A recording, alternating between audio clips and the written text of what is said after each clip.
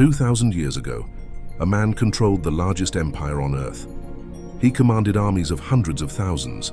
He held the power of life and death over tens of millions of people. He governed more land and more lives than any single person in the ancient world. He could have done anything he wanted. He could have retreated into pleasure and indolence. He could have descended into paranoia or cruelty, or the kind of madness that power so reliably produces. He did none of those things. Instead, Marcus Aurelius proved, across a reign of almost 2 decades, that a man could hold extraordinary power without being corrupted by it, could face plague and war and betrayal and personal grief without being broken by them, could live at the center of an empire and still find a way to remain in the most important sense himself. What was his secret? Not talent, not luck, not some natural immunity to the pressures that destroy most people. His secret was his daily practice. Because of the meditations, the private journal Marcus Aurelius never intended anyone else to read, we have a window into exactly how this man structured his inner life. What he did in the morning before the demands began, how he moved through the chaos of the day, what he returned to each evening to stay grounded, what questions he asked himself before sleeping. That window is one of the most valuable things the ancient world left us, because Marcus Aurelius was not an abstract philosopher. He was a working man under enormous pressure, and the practices he developed were not theoretical. They were tested daily against conditions most of us will never face. Today we are going to walk through the daily routine of the philosopher king, not as a history lesson, as a practical guide. Because the more things change, the more the essential challenges of being human stay exactly the same. The morning, choosing before the world arrives. Marcus Aurelius was not naturally a morning person. He says so himself in the Meditations with a directness that makes him immediately recognizable. At dawn, when you have trouble getting out of bed, he wrote to himself, tell yourself, I have to go to work as a human being. Is this what I was made for? To lie here wrapped in warmth and comfort. He did not pretend the morning was easy. He did not perform enthusiasm for the day that had not yet begun. He named the resistance honestly, and then he chose to act against it anyway, not because he felt like it, because he had decided who he was, and that person got up.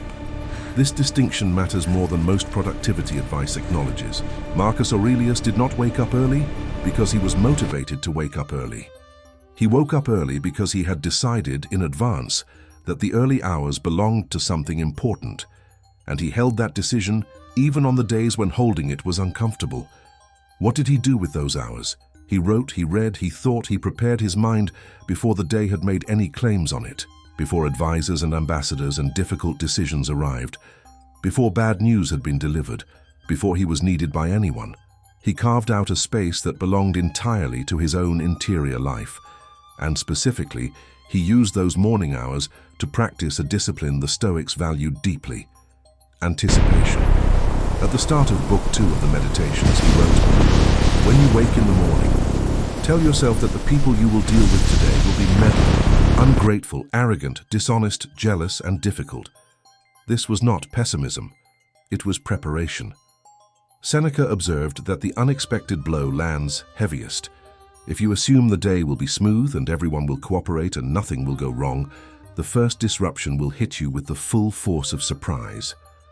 But if you have already considered who you might meet and what they might ask of you, you arrive at each moment prepared rather than blindsided. Conscript fathers, and then Marcus went further. Stands at a he asked himself not just what the day would bring, but how he wanted to respond to it. How could he be patient with the difficult people? How could he find what was understandable in their behavior? What did his own values require of him in the face of whatever was coming? He was designing his responses before the situations arrived. That is not control over circumstances. That is something more reliable. It is the kind of inner preparation that makes your character available to you when you need it, rather than leaving you to improvise under pressure. The work, focus as a form of respect.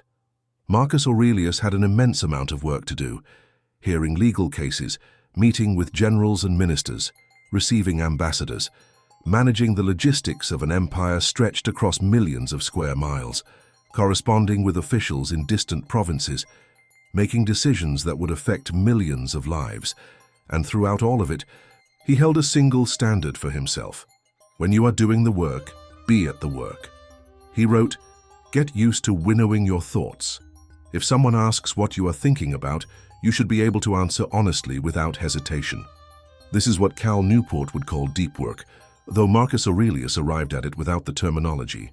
The capacity to give whatever is in front of you your actual attention, not a divided, distracted, half-present version of your attention, all of it, for as long as the task requires. My friends, He your admired passion this is clear, quality but let in us his seek truth predecessor through and reason, not stepfather further. Antoninus.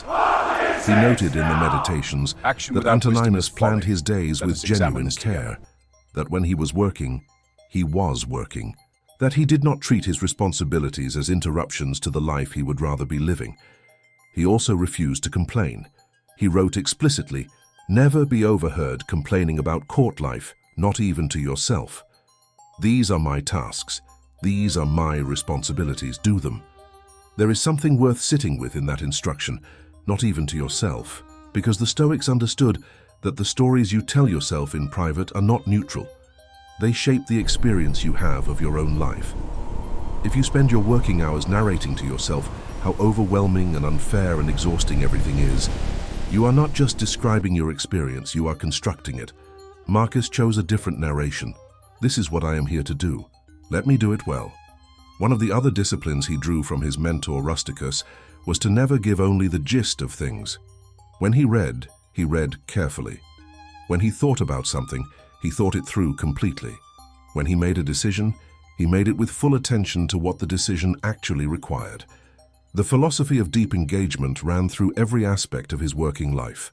Not speed, not volume, depth. The body, the mind, needs a vessel. Marcus Aurelius understood that the work of governing his inner life required a body capable of sustaining it. He was physically active throughout his reign. He boxed and wrestled. He rode horses. He hunted. He walked through the landscapes around wherever he was stationed. And those walks appear in the Meditations in some of the most unexpectedly beautiful passages in the book. Observations about grain bending under its own weight, about the way foam moves on a wave, about the expression on a lion's face. He was paying attention. He was present in his body and in the physical world around him. He also bathed. The Roman tradition of the gymnasium, followed by hot and cold baths, was not mere hygiene. It was ritual, a transition from the work of the day to something slower and more restorative. Marcus spoke of washing off the dirt and dustiness of earthly life, and he meant it both literally and figuratively. The body needed to be cleaned, so did the mind. He was also notable for what he did not enjoy. The spectacles of the Colosseum, the violence and the noise and the theatrical cruelty, held no attraction for him. He attended because his position required it. But he was frequently seen reading during the events, not out of disrespect for the occasion, but because he had decided what deserved his attention. And manufactured violence did not. He wrote that people long to escape by traveling, by retreating to the countryside, by simply leaving everything behind. But he argued that the most reliable retreat was inward. You can access it at any moment, he said. The quality of your inner life does not depend on your location. At the Colosseum, surrounded by noise and chaos and the crowd, Marcus Aurelius was somewhere else entirely, not dissociated, present in the only place that actually mattered to him. The crisis, the obstacle as practice. Marcus Aurelius did not have a peaceful reign. The Antonine Plague killed millions across the empire during his years in power. There were floods and famines, wars on multiple fronts, invasions that required him to spend years away from Rome and his family, financial strain that required him to sell imperial treasures to fund the defense of the empire, rather than tax the poor. And then there was the betrayal. Avidius Cassius, his most trusted general, declared himself emperor while Marcus was on campaign. The man Marcus had trusted more than almost anyone else, the man he had treated almost as a son, moved against him. Marcus Aurelius's response to this betrayal is one of the most remarkable documented examples of Stoic practice under genuine pressure. He did not react immediately. He stepped back. He said nothing publicly. He let himself feel the weight of what had happened without letting the feeling drive his response. And then he said something that is still being quoted 2,000 years later. This is a chance to show Rome how a country can emerge from civil strife with dignity intact. He did not want revenge. He wanted to demonstrate something, to show what it looked like when a man with power chose to use that power with restraint rather than retaliation. The best revenge, he wrote elsewhere, is to not be like that. The Stoic idea that the obstacle is the way, that difficulty is not something that stands between you and your best self, but is the very material your best self is built from, was not an abstract principle for Marcus Aurelius. He lived it against the most difficult circumstances imaginable. And the result was not the performance of composure. It was composure, built through years of practice so that when the real tests arrived, the response was available. The evening closing the loop. At the end of each day, Marcus Aurelius returned to himself. Seneca had described the practice that the Stoics valued. Each evening, he wrote, I examine the day that has gone by. He asked himself what he could have done better, where he had fallen short of his own values, what the day had taught him, and whether he had been honest enough with himself to learn it. Marcus's meditations are that practice in written form, not a polished philosophical treatise, private notes from a man interrogating himself in the quiet after the day had ended. What went wrong today and why? Where did I lose my temper when I should have been patient? Where did I avoid a difficult decision that I should have faced directly? Where did I let vanity or pride influence something it should not have touched? These questions were not exercises in self-punishment, they were calibration, the kind of honest self-assessment that most people never perform. Because most people have external accountability, and Marcus did not. He had no boss, no performance review, no institution that could hold him to account. He had only himself, and philosophy was the mechanism through which he held himself accountable. He also practiced memento mori, the Stoic reminder that you could leave life right now, and that this fact should shape what you do and say and think, not as morbid fixation, as presence, as the refusal to treat the hours of your life as infinite, as the question asked at the end of each day, if this had been the last day, what would it have meant? He wrote in a letter about his children, when you put them to bed at night, he said, say to yourself they may not see the morning. Not to detach from them, to be fully present with them in the moments that were available, to stop rushing through the things that actually mattered because other things seemed more urgent. The evening practice was not about ending the day on a particular emotional note. It was about closing the loop, processing what had happened, extracting what there was to learn, and then letting go enough to sleep. Humility at the center of power. There is one practice in Marcus Aurelius's daily life that is perhaps the most counterintuitive of all. Every day, surrounded by the trappings of the most powerful position in the world, he deliberately worked to remember that none of it was actually significant. He looked at the lavish banquets and told himself, this is a dead animal.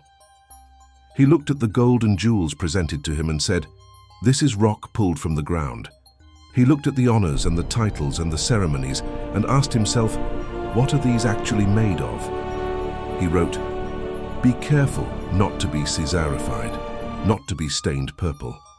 He understood something that power reliably destroys in most people.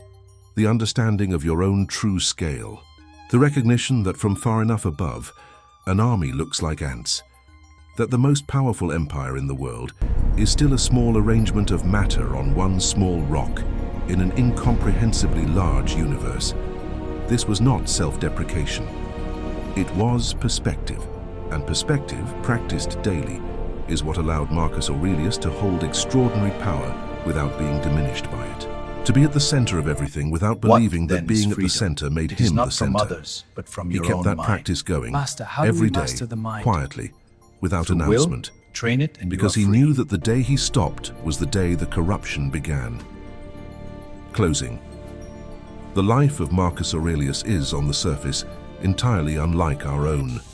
The Emperor of Rome, the most powerful man alive, 2,000 years gone, speaking languages that are no longer spoken, living in a world that no longer exists in any recognizable form. And yet, the struggle to get out of bed and do the work, the temptation to be reactive when patience was called for, the challenge of staying focused when 100 things were competing for attention.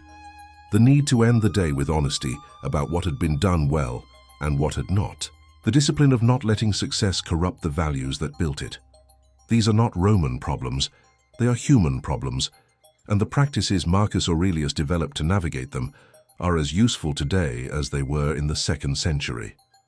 Wake deliberately and use the early hours for the interior life before the exterior demands begin. Anticipate what the day will bring so you are not ambushed by it. Give the work in front of you your actual attention. Maintain the body that the mind requires. Let difficulty be practice rather than punishment. Close the day with honest reflection rather than distraction. And hold your own importance lightly, regardless of what the world says about it. These are not extraordinary practices. None of them are dramatic or unusual. They are the kind of quiet, consistent, daily disciplines that accumulate over time into something the mirror eventually shows you, something worth being. If this video reached something real in you, leave a comment below. Write one line. What from Marcus Aurelius's daily practice are you taking with you? Just one thing. Name it. Subscribe to Stoic Journal and turn on the bell. Every week there is content like this, drawn from the lives and the philosophy of the people who figured out how to live well under pressure. Until next time, wake up, do the work, close the day honestly, and begin again.